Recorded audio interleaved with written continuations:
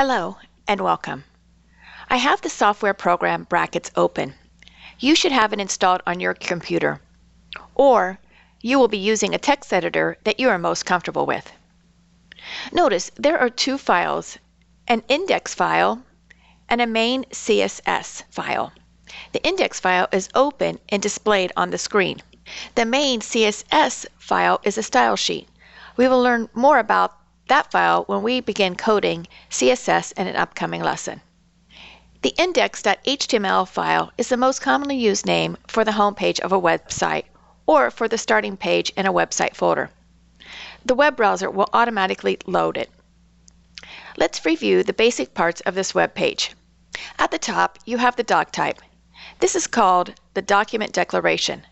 The document declaration tells the browser how to read the code that is on the page. This particular doc type is HTML5, so this is an HTML5 document.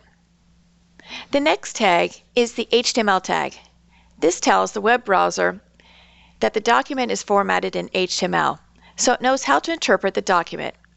The HTML tag has an opening and a closing tag. If I scroll down, I can find the closing tag, and everything that is within it is interpreted as something to do with HTML by the browser.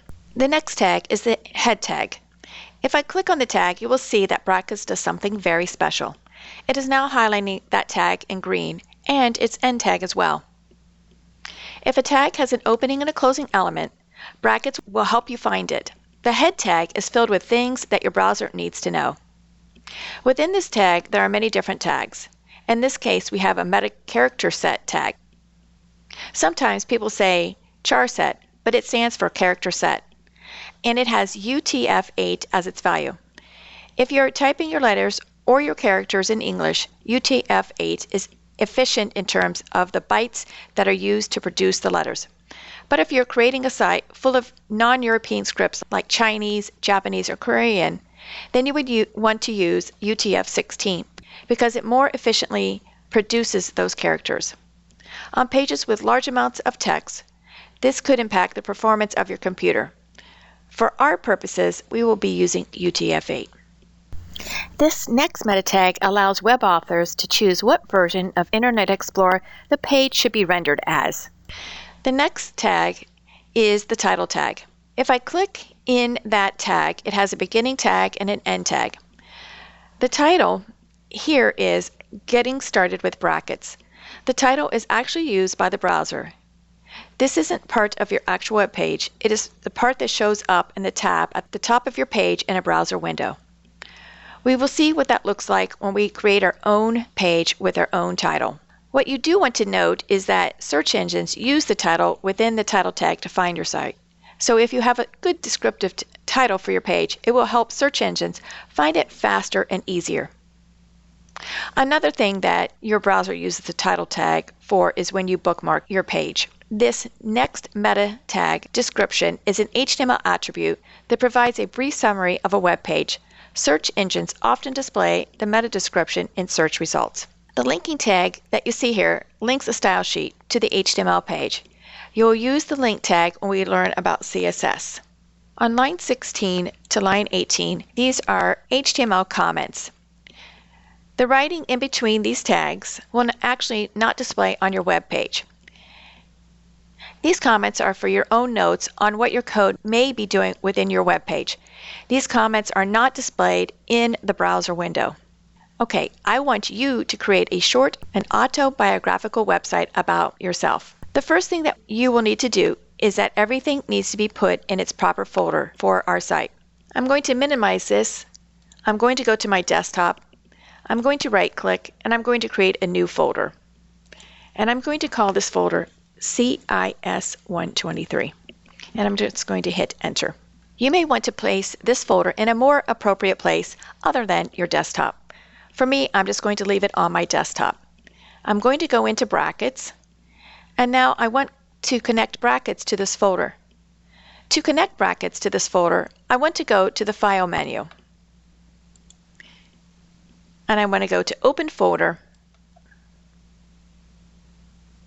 and I'm going to go to Desktop, CIS123, and select this folder.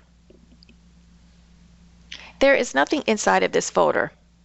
What I'd like to do is I want to make a new folder inside of the CIS 123, and I'm going to name this folder Week 2. So I'm going to right-click in this dark gray area and say New Folder, and I'm going to name this Week 2 and select Enter.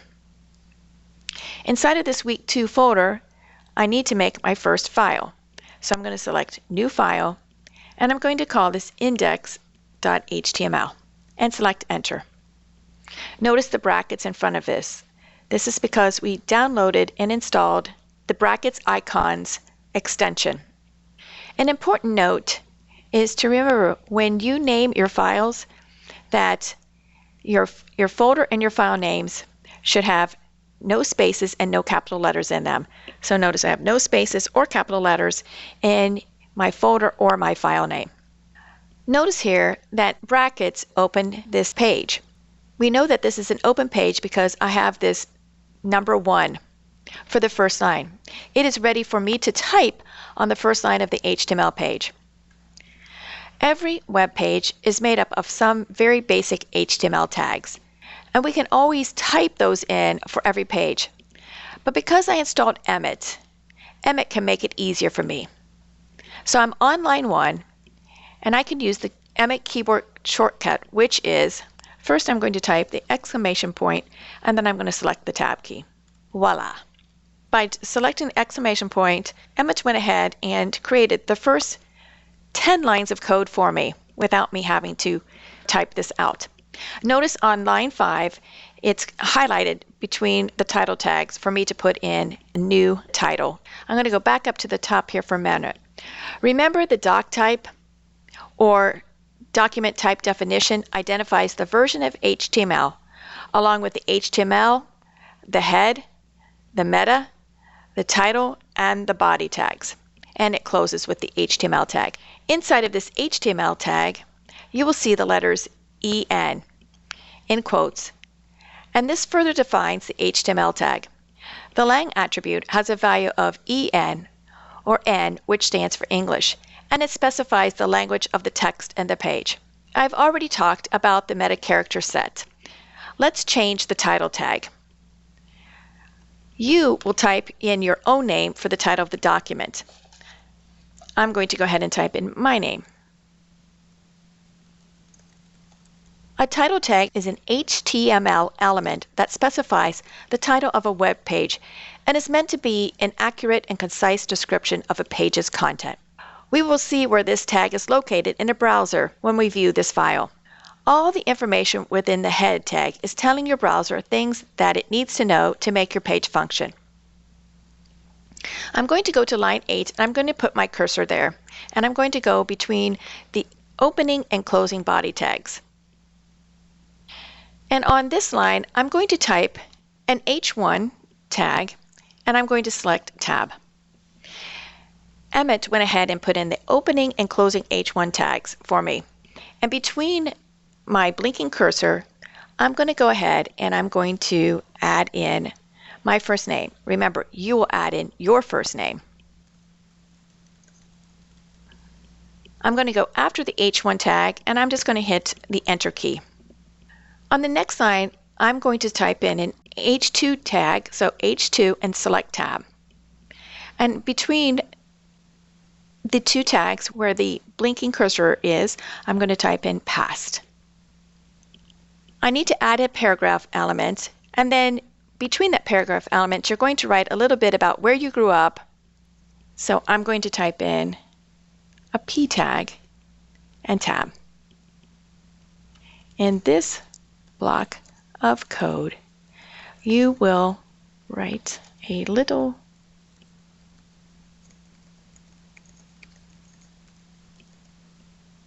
about where you grew up. All right. After this paragraph tag, I'm going to put my cursor at the end, and I'm just going to put in 2 spaces. Now, it doesn't matter if I have a blank line here because the web browser does not interpret this blank line on line 11. It only reads the code that's in here. I'm also going to go to line 9. I'm going to just indent here. Okay, so I'm on line 12. and we're going to put in another H2 tag. I'm going to select tab, and this is going to be present. And after this, I'm going to type in a paragraph tag and tab. And this is going to be what you doing in college at the moment. So you're going to go ahead and you're going to, in this paragraph tag, write a couple of sentences and tell me, what are you doing in college at the moment? What classes are you taking? I'm going to go ahead and I'm going to add in another H2 tag, so H2 tab, and this one is going to be future. And after this, I'm going to go ahead and type in a paragraph tag, and in this paragraph, you will tell me what are your educational or career goals. So make sure that you elaborate on what your education or career goals are going to be. It says anywhere in the project, you will add in an ordered or an unordered list about your hobbies. So I'm just going to type in an H3, and then select tab, and I'm going to say my hobbies. And after that, I'm going to type in an ordered list with list item times 3. Let's see what happens here. All right, so I typed in an ordered list and I have 3 list items. You might need more list items than that, so you would just go to the next line and you would just type in list item and tab to add additional ones. But you will go ahead and tell me what your hobbies are. So if you needed to know what that line of code again was, it was UL and the greater than sign, LI times 3. If you wanted to have a numbered list, then you would change UL to OL, and that would give you numbers instead of bullet points that the UL element displays. I'm going to change that back to UL. So you would change this to O and this to O if you wanted a numbered list. I'm going to leave mine at an unordered list. Anywhere in the project, you will add a hyperlink to a website you enjoy. You can also use the website you picked for this week's discussion. I'm going to add one of my hobbies between the LI tag. So I'm going to type in here, hiking. Now I would like to add a hyperlink to hiking. So I'm going to go in front of the word hiking, and I'm going to type the letter A and then tab. And it gives me my href hyperlink reference, and between the quotation marks I have the blinking cursor. Now my closing A tag is in the wrong spot, and I'll show you that in a minute. But I'm going to go out to my browser. I've already found a link that I'd like to use. And I have it right here, the best trails in Torrey Pines State Park. I'm going to double click on this to highlight it and then right click and copy.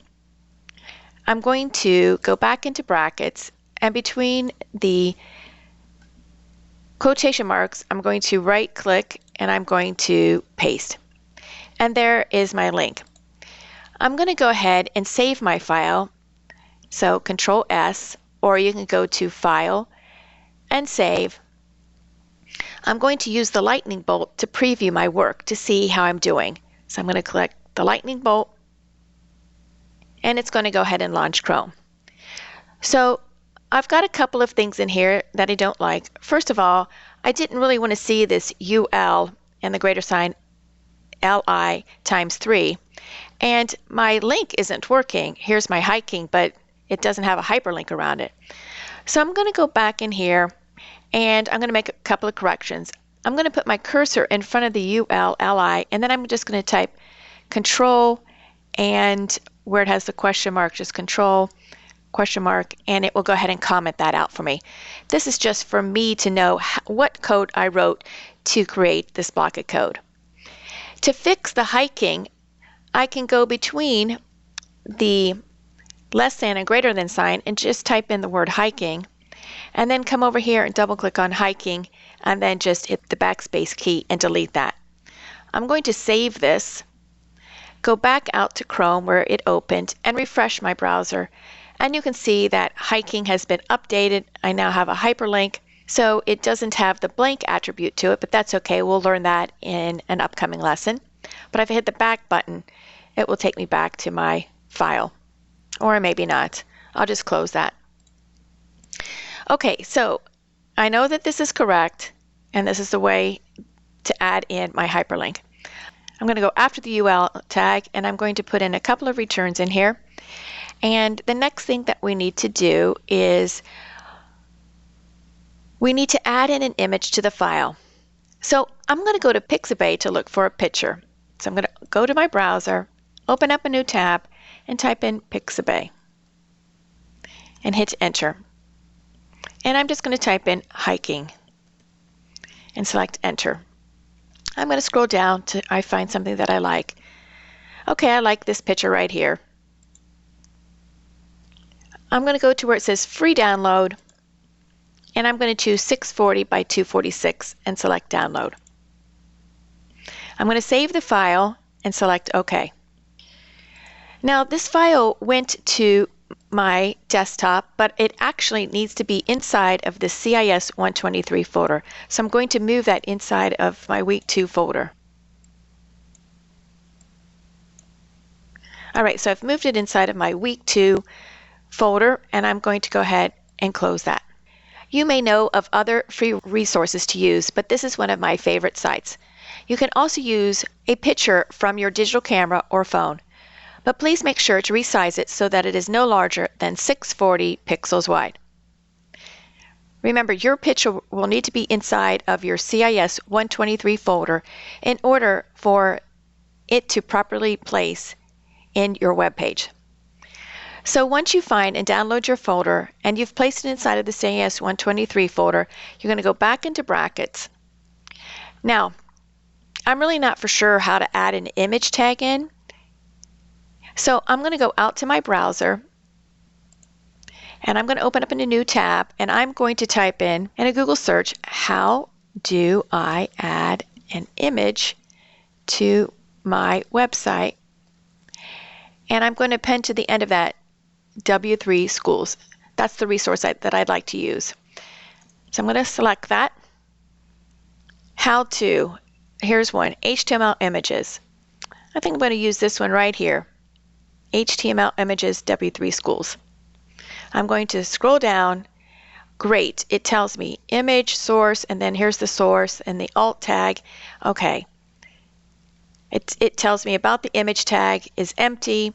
The source attribute defines the URL address. Okay. And if I scroll down further, it tells me that the alt attribute is required. A web page will not validate correctly without it. Okay, good information. I'm going to go after my UL tag, and I'm just going to type in IMG and tab. My source is this right here. So I'm going to start typing mountains. Oh, excellent. My text editor has found this for me, so I don't have to type all of that information. I'm going to click that, and then my alt tag is going to be young woman hiking in the Canadian mountains. Make sure that you put in a descriptive alt tag of the information about your picture. I'm going to save this, Control S, or you can go up here to File and Save. I'm going to hit the lightning bolt again. Great. I've added in my picture. It's not too large. Remember, 640 pixels is wide enough. And I have hiking. If I right click and I view my page source, I can see that my alt tag is in here. And here's my link to my hiking trail. And everything looks good. I don't have anything red in here to indicate errors. So this completes my autobiographical web page.